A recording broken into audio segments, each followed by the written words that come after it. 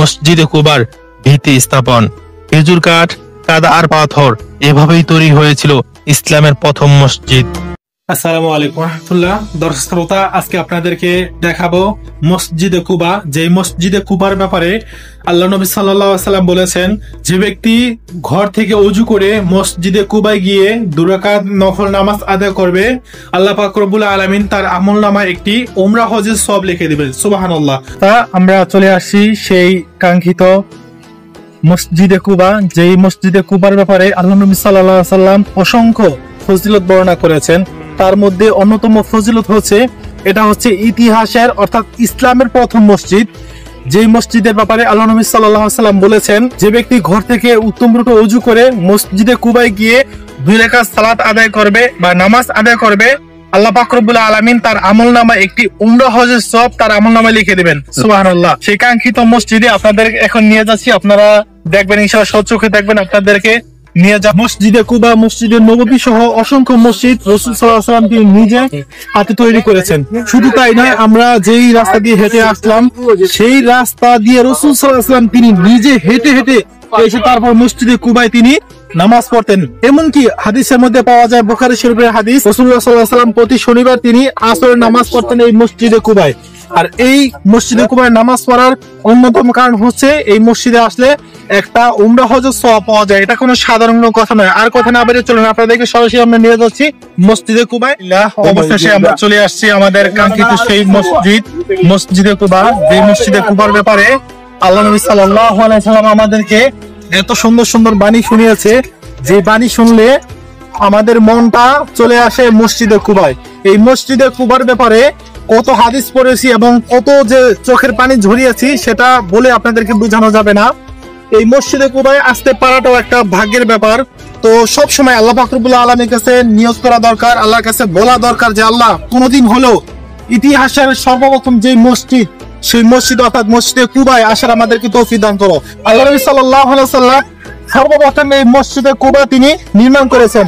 এরপরে দ্বিতীয়ত মসজিদে নববী, যেটা নবী করিম সাল্লাল্লাহু আলাইহি ওয়াসাল্লামের মসজিদ বলে পরিচিত, সেই মসজিদ তিনি নির্মাণ করেন। এরপর একের পর এক মসজিদ তিনি রাসূল সাল্লাল্লাহু আলাইহি ওয়াসাল্লাম তিনি নিজে নির্মাণ করেছেন।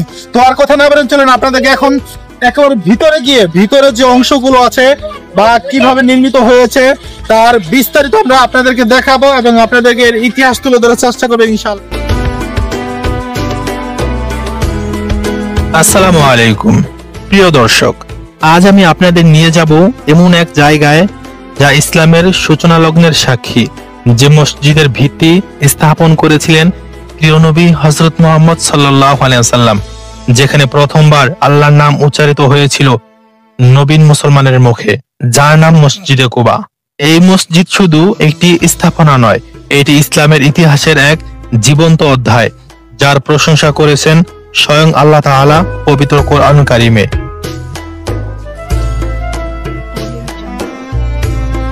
মদিনা শহরের দক্ষিণ দিকে প্রায় 3 কিলোমিটার দূরে এক ছোট্ট গ্রাম নাম কুবা।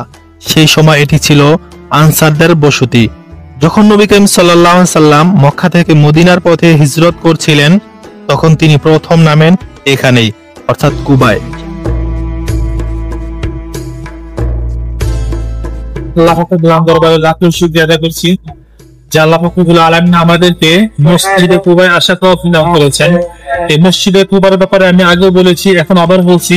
আল্লাহ সাল্লাল্লাহু আলাইহি ওয়াসাল্লাম বলেছেন, যে ব্যক্তি ঘর থেকে ওযু করে মসজিদে কুবায় গিয়ে 2 রাকাত সালাত আদায় করবে, আল্লাহ পাক রব্বুল আলামিন তার আমলনামায় একটা উমরা হজের সওয়াব অবস্থান করেন তিনি এখানে। এই 4 দিনে তিনি নির্মাণ করেন ইসলামের প্রথম মসজিদ, মসজিদে কুবা। এটা ছিল এমন এক মুহূর্ত যেখানে আল্লাহর ইবাদতের প্রথম ভিত্তি স্থাপিত হয়েছিল তাকওয়া আর ভালোবাসার উপর। যখন নবী করিম সাল্লাল্লাহু আলাইহি ওয়াসাল্লাম কুবায় পৌঁছান, চারপাশের মানুষ ছুটে আসে তাকে দেখতে। আনসারদের চোখে তখন আনন্দের অশ্রু। সবাই বলছে, রাসূলুল্লাহ সাল্লাল্লাহু আলাইহি ওয়াসাল্লাম এসে গেছেন, আল্লাহর রাসূল এসে গেছেন। নবীজি সাল্লাল্লাহু আলাইহি ওয়াসাল্লাম কুলসুম ইবনে হিদম রাদিয়াল্লাহু তাআলা এর বাড়িতে অবস্থান করেন। সেখানে থেকেই শুরু হয় ইসলামের এক মহামান্বিত অধ্যায়, মসজিদে কুবার ভিত্তি স্থাপন। খেজুর কাঠ, কাদা আর পাথর এভাবেই তৈরি হয়েছিল ইসলামের প্রথম মসজিদ।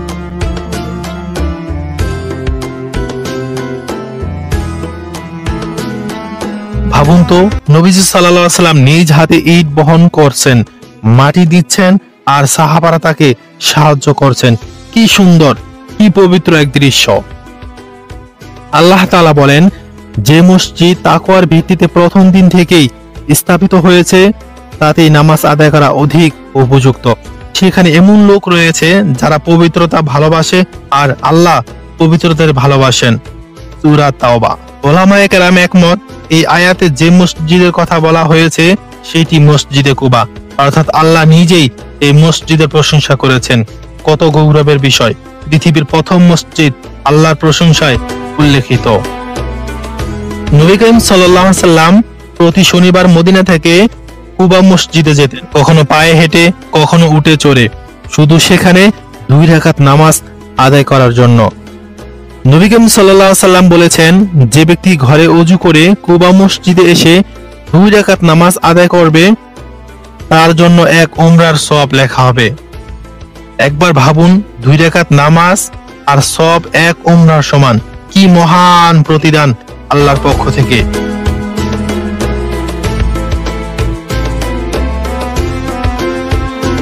প্রথম যুগে মসজিদটি ছিল খুব সাধারণ, মাটির দেয়াল, খেজুর পাতার ছাদ আর বালির মেঝে। খলিফা ওমর রাদিয়াল্লাহু তাআলা আনহু প্রথম সংস্কার করেন, এরপর ওসমান রাদিয়াল্লাহু তাআলা আনহু এটিকে স্থায়ী রূপ দেন। পরবর্তীতে বিভিন্ন শাসক এই মসজিদকে সংস্কার ও সৌন্দর্য বৃদ্ধি করেন। আজকের কুবা মসজিদ সাদা গম্বুজ, 4টি মিনার, প্রশস্ত আঙ্গিনা, আধুনিক স্থাপত্যে নির্মিত এক অপূর্ব স্থান। কিন্তু বিশ্বাস করুন, এর ভেতরের প্রশান্তি ঠিক সেই পুরনো দিনের। যখন কেউ সেখানে নামাজ পড়ে মনে হয় নবীজি সাল্লাল্লাহু আলাইহি সাল্লাম হয়তো এখানেই দাঁড়িয়ে নামাজ পড়েছিলেন, এখানেই হাত তুলেছিলেন দোয়ায়।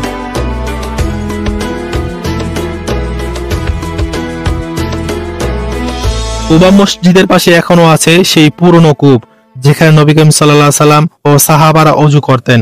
কেউ কেউ বলে এই পানি থেকেই নবীজি সাল্লাল্লাহু আলাইহি সাল্লাম কখনো মুখ ধুতেন, কখনো ওযু করতেন। আর আছে সেই খেজুর গাছের নিচের স্থান, যেখানে নবীজি সাল্লাল্লাহু আলাইহি সাল্লাম প্রথমবার সাহাবাদের সাথে বসে আল্লাহর নাম স্মরণ করেছিলেন। এখনো অনেক হাজী সেখানে যান, বসে কাঁদেন, দোয়া করেন, যেন সময় থেমে যায়, ইতিহাস ফিরে আসে।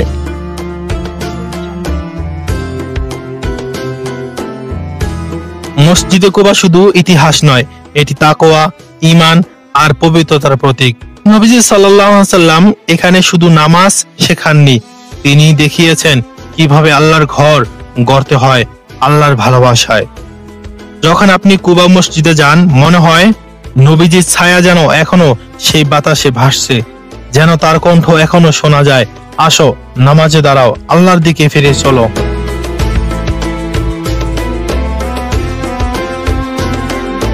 প্রিয় ভাই ও বোনেরা, মসজিদে কুবা আমাদের শেখায় তাকওয়া ও সৎ উদ্দেশ্য নিয়ে শুরু করা কাজ কখনো বৃথা যায় না। নবীজির হাতে গড়া এই মসজিদ আজও টিকে আছে, কারণ এটি তাকওয়ার ভিত্তিতে গড়া।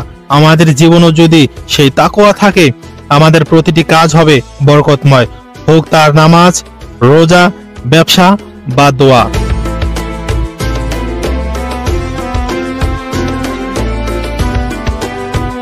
আল্লাহ আমাদের সবাইকে মসজিদে কুবা পরিদর্শনে তৌফিক দিন। যখন আমরা মদিনা যাব, যেন নবীজির এই সুন্নাহ বাস্তবায়ন করতে পারি, সেখানে দাঁড়িয়ে 2 রাকাত নামাজ আদায় করতে পারি। হে আল্লাহ, আমাদের নবীজির ভালোবাসায় জীবন কাটানো তৌফিক দাও। আমাদের হৃদয় যেন সর্বদা তাকওয়া ও পবিত্রতার পথে থাকে। জাযাকাল্লাহ খাইরান। প্রিয় দর্শক, ভিডিওটি ভালো লাগলে লাইক, কমেন্ট আর শেয়ার করতে ভুলবেন না। আল্লাহ আমাদের সবাইকে হেফাজত করুন। আসসালামু আলাইকুম।